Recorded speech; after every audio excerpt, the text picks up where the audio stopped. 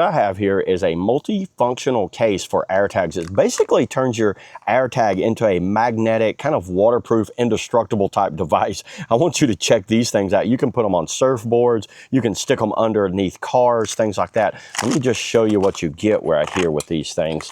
I already took them out and kind of looked over them here, but I'm just going to kind of show y'all exactly what you get. So you get a little zip tie right here, and this zip tie can run, believe it or not, can run right through there like that and zip tie around, say like a device. See how you could zip tie this thing down? So that's very handy right there.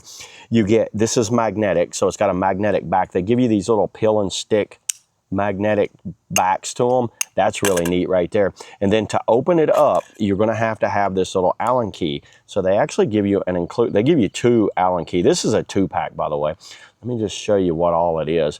And I have a Apple AirTag right here. So we're going to test this thing out. Opening it up, let me show you what the inside of this thing looks like.